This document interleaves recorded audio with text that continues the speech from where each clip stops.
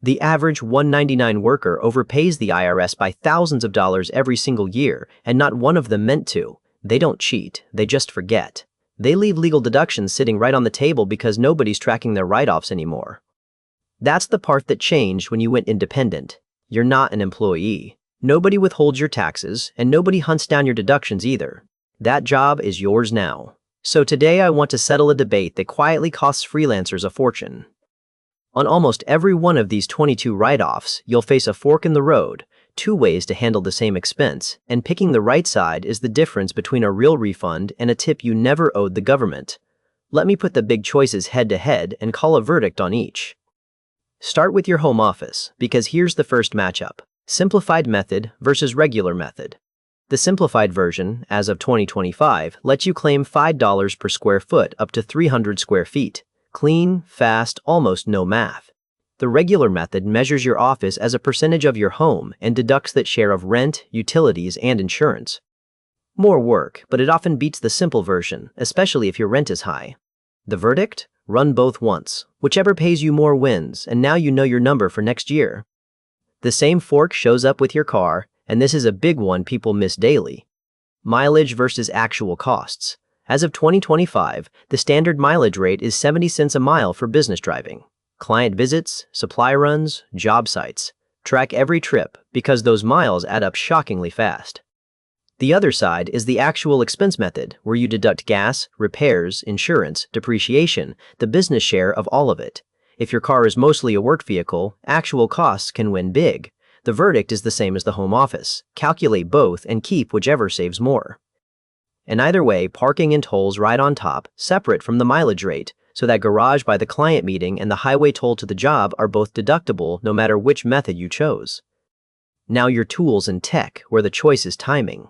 Some things you deduct all at once, others over time. Software and subscriptions are the easy side, fully deductible the year you pay. Your accounting app, design software, cloud storage, the scheduling tool, the stock photo site. They feel small monthly, but a year of them is a serious deduction. Equipment and gadgets are the other side, and bigger items may be deducted over several years instead of all at once. Laptops, cameras, microphones, monitors, even the chair holding you up right now. The verdict? Either way it counts, so never skip it just because the rules look fussy. And don't forget plain supplies, the boring stuff that drains your wallet too: paper, pens, shipping boxes, printer ink. Every dollar you spend to operate is a dollar you can claim. Your digital storefront is its own quiet fork.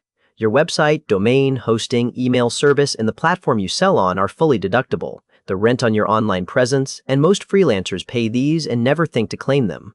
Marketing rides right alongside it. Business cards, a boosted post, a logo, sponsored placements, anything you spend to get noticed and bring in clients. Spending to grow shouldn't also cost you extra at tax time. Here's a matchup that can reshape your whole tax year. Pay the IRS now or pay your future self. Retirement contributions are the winner almost every time. A SEP IRA or solo 401k lets you stash big money for the future and shrink your taxable income today. Your health insurance premiums tilt the same direction. If you're self-employed and not covered by a spouse's plan, you can often deduct what you pay for medical, dental, and vision, and for solo workers that's frequently one of the single largest write-offs available. And HSA stacks on top if you've got a high deductible plan, because it's triple tax advantaged.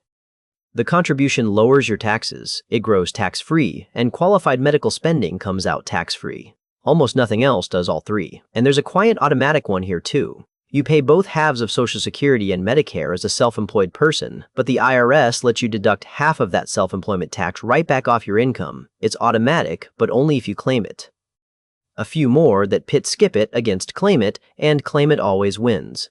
Education that grows your business, like online courses, industry books, trade conferences, certifications, the workshop that sharpens your craft, is deductible if it improves skills for work you already do. Professional fees count too. The accountant who does your taxes, the lawyer who reviews a contract, the consultant who fixes your pricing. You pay experts to protect your business, and the IRS lets that cost reduce your taxable income. Contractors you hire are deductible when work overflows and you pay someone to help. Just remember that if you pay a contractor $600 or more in a year, you'll likely need to send them a 1099. Bank and merchant fees count. Every cut a payment processor shaves, and every monthly charge from your business bank, tiny percentages that vanish quietly but add up. Business insurance and licenses count, liability coverage, your city business license, permit renewals, professional dues, boring on paper but real money back.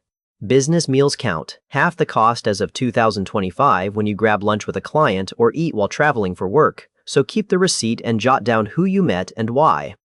And business travel counts, flights, hotels, rental cars, baggage fees, fully deductible when the main purpose of the trip is business. It's one of the most overlooked and most valuable write-offs there is. So that's 22, and feeling a little overwhelmed is actually a good sign. It means you've been leaving money behind, and now you can stop. The fix isn't complicated, it's a habit, because the real problem with deductions was never knowing them, it's proving them. The IRS doesn't want your word, it wants records. So the single most valuable move you can make is to separate your business money from your personal money starting today. Open a dedicated business checking account and run every work dollar through it. And suddenly, your bank statement becomes your bookkeeping, no more wondering if that charge was lunch or groceries. Get a simple system for receipts, snapping a photo the moment you spend and dropping it in one folder or app.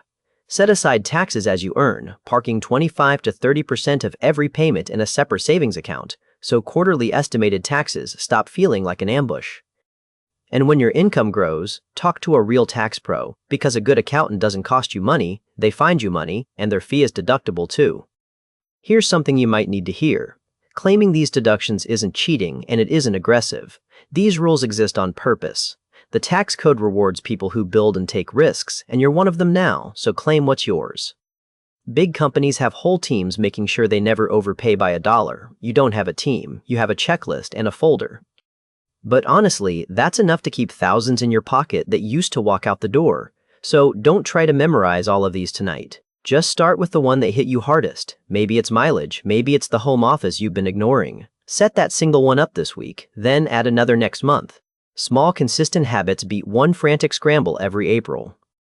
The freelancers who keep the most of what they earn aren't always the ones who earn the most. They're the ones who track the best, and that can be you, starting right now.